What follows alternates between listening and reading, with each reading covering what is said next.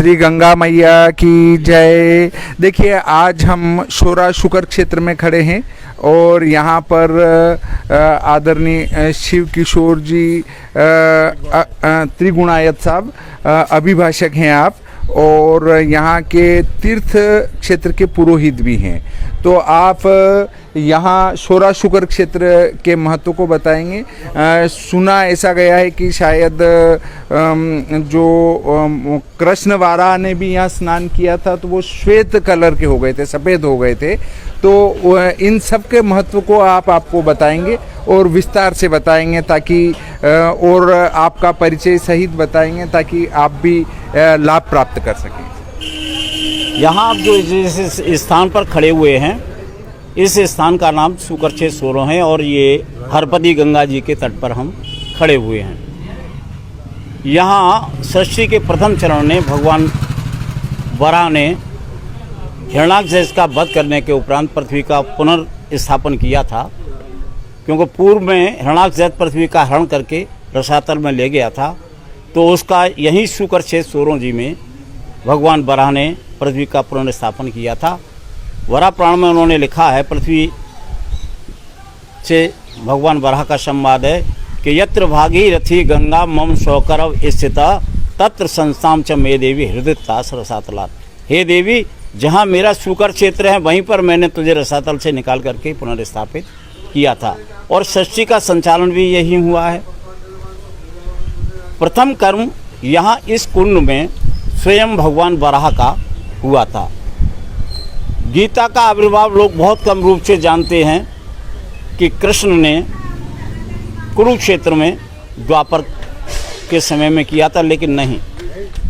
गीता का प्रथम आविर्भाव, प्रथम उपदेश भगवान वराह ने शुकर सोरो जी में, वराह ने सूर्य के लिए सूर्य कुंड पर जो सोरो जी में स्थापित है को सतयुग के प्रथम चरण में ही पृथ्वी के उद्धार के पश्चात दिया था। इस तथ्य को स्वयं गीता जो है प्रकट करती है। ये जो कुंड है और ये स्थान है, इसकी महिमा केवल आपको मैं एक श्लोक में ही बताता हूँ कि क्या प्राप्त होता है। वराह पुराण में कहा गया है कि 6 वर्ष सहस्त्राणी यो अन्यत कुरुते तपः तत्फलम लवते देवी प्राहार्तेर शुक्रे। 60,000 वर्ष तप करने से जो कहीं फल अन्यत्र प्राप्त होता है वो यहाँ शुकर क्षेत्र में आधे पैर में प्राप्त होता है। एक दिन में 4 पैर होते हैं, 3 घंटे का एक पैर। आशय ये है कि 3 घंटे के एक पैर के आधे समय यानी 1.5 घंटे में जो फल धार्मिक कृत्य कर्म भजन तप से जो यहाँ प्राप्त होगा वो अन्यत्र कहीं किसी भी स्थान पर 60,000 वर्ष में प्राप्त होगा। पूर्वजों की अस्थियों के संबंध में, विसर्जन के संबंध में संसार में केवल 3 स्थान हैं। एक स्थान कपालकुंड हिमालय की शिवालिक श्रेणी में, जहाँ केवल ब्राह्मण अपने परिवार से विरक्त होकर के स्वयं का पिंडदान करता है और परिवार से विरक्त होकर के दंडी स्वामी बन जाता है। दूसरा स्थान गया जी में, वहाँ ये स्थिति है कि केवल 16 श्राद्ध के समय में स्थिति अनिवार्यतः 16 दिन रह करके जो व्यक्ति अपने पूर्वजों का पिंडदान तर्पण करता है तब वो स्वीकार होता है। सोरो जी में अपने पूर्वजों का पिंडदान सूर्य की रश्मि उगने से सूर्य की अंतिम रश्मि तक प्रतिदिन समय होता है। और यहाँ जो हरपति है उसकी ये विशेषता है कि पूर्वजों की अस्थियाँ पूजन वैसे जल में डालने पर 3 दिन के अंतर में जल में विलीन हो जाती हैं, रेणुका बन जाती हैं, जैसा कि यथा वराह पुराण में कहा गया है। प्रक्षिप्तास्तु वर्गस्तु रेण रूप प्रजायते त्रिदिनांतरे बरार होए मम क्षेत्र प्रभावतः। एक भ्रम की स्थिति लोगों ने ये भी स्थिति पैदा कर दी है कि कपिल मुनि कपिला में पैदा हुए, कि कलकत्ता में पैदा हुए, कि वहाँ पैदा हुए। नहीं, कपिल मुनि ने यहाँ तपस्या शुकर सोरो में ही की थी। इनकी गुफा, तपस्वी की गुफा आज भी शुकर सोरो जी में विराजमान है, मौजूद है। राजा सगर के 4,500 पुत्र भी कपिल मुनि को प्रताड़ित करने के कारण यहीं पर भी कपिल मुनि की क्रोधाग्नि से भस्म हुए थे, जिनको तारने के लिए जब भागीरथ ने तपस्या की तो ये जो हर की पदी गंगा है, ये अचला है, इसकी प्रार्थना की तो उसने कहा कि मैं नहीं आ सकती, अगर आपको आना है तो मेरे पास आप अपने पूर्वजों के अस्थियाँ लेकर के स्वयं आइए, मैं सचला नहीं हूँ, मेरी बहन सचला है जो आजकल देवलोक में निवास करती है, आप उसकी तपस्या करके उसको लेकर के आएँ, वो उन अस्थियों को प्रवाहित करके मुझ में मिला देगी, तो आपके पूर्वजों का जो है कल्याण हो जाएगा। तो भागीरथ की तपस्या के कारण गंगा नदी आई और वो गंगा नदी कपिल मुनि की गुफा के नीचे से होती हुई बहती हुई आकर के इस हरपदी गंगा में आकर के मिली। तब राजा सगर के 60,000 पुत्रों का जो है मोक्ष हुआ।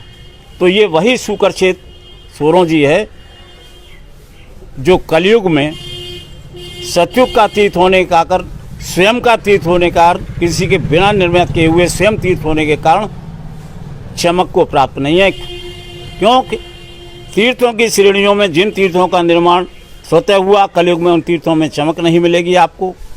जिन तीर्थों का निर्माण त्रेता में हुआ उनमें अर्ध चमक मिलेगी, जैसे अयोध्या। जिन तीर्थों का निर्माण द्वापर और कलयुग की संधि में हुई, क्योंकि उस समय तक कलयुग प्रभावशाली हो गया था और उसका पूर्ण निवास सौंदर्य में था, तो इसलिए जिन तीर्थों का निर्माण कलयुग में हुआ उन तीर्थों में आपको सौंदर्यता और चमक और आकर्षण मिलेगा। क्योंकि जिन तीर्थों से व्यक्ति को वास्तविक धर्म लाभ प्राप्त होगा उनमें चमक नहीं होगी, और अगर सभी जो है वास्तविक धर्म का लाभ प्राप्त करके भगवान की शरण में पहुंच जाएंगे तो कलयुग का चक्र ही अपने में फेल हो जाएगा, अपने में संवाहित नहीं होगा। तो इस कारण से जो तीर्थ शाश्वत हैं उनमें चमक नहीं है, और व्यक्ति वर्तमान में कलयुग में उन्हीं तीर्थों की ओर ज़्यादा आकर्षित होता है जहाँ सौंदर्यता अपने में रहती है। जय श्री गंगे माई। देखिए ये यहाँ पर शोरा शुकर क्षेत्र में ही गंगा मैया विराजमान हैं, इनके दर्शन आप कर सकते हैं।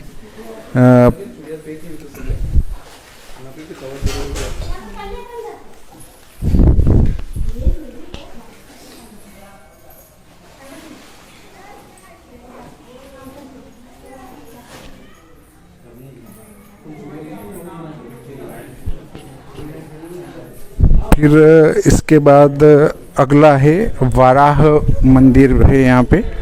जैसा कि एक वीडियो में बताया गया है कि वाराह मंदिर भी यहीं पर हैं, इनके भी दर्शन करें।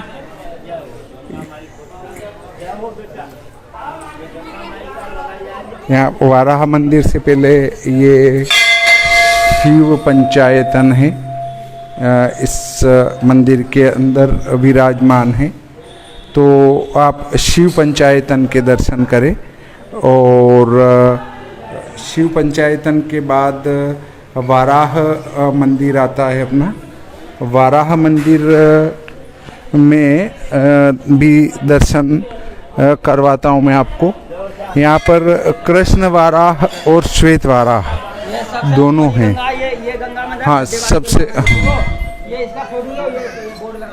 देखिए यहाँ पर जो है ये 2070 का एक लिखा हुआ लगा है। इसमें क्या लिखा है वो बताता हूँ मैं।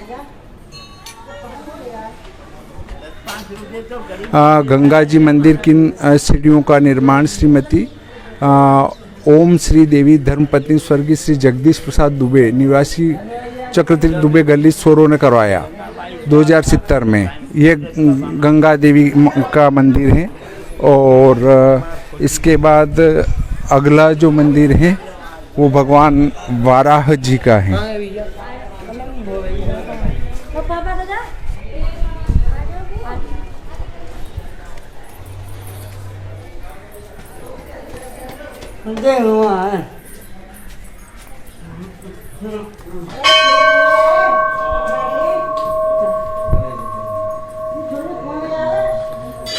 एक गणेश जी है, गणेश जी के बाद गंगा माता है, और भगवान वाराह विराजमान हैं, इनके दर्शन करें आप। और वाराह अवतार, इधर ये तो सीमेंटेड मूर्ति है, इनके भी दर्शन करें आप। इसके बाद एक मंदिर और है जिसमें दर्शन कर सकते हैं।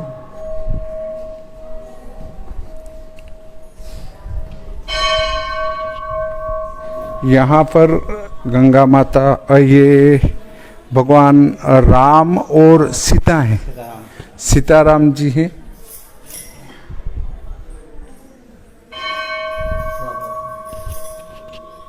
नरसिंह भगवान के दर्शन कर सकते हैं।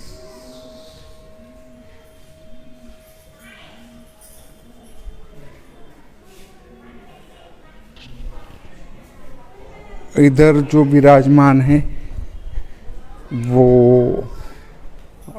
राधा कृष्ण हैं, इनके दर्शन करें।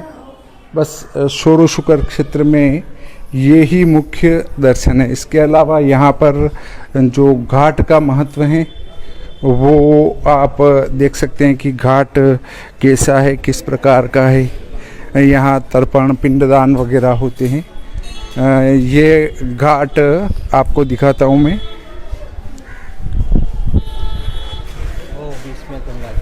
ये देखिए,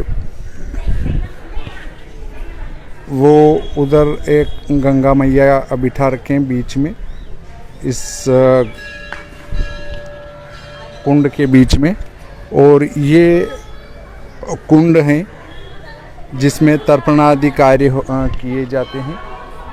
और इस कुंड के सभी और मंदिर हैं, छोटे छोटे बना रखे हैं, पर मुख्य जो भगवान वाराह आदि के मैंने आपको दर्शन कराए। इस प्रकार ये आज का प्रकरण हम यहीं पर पूरा करते हैं।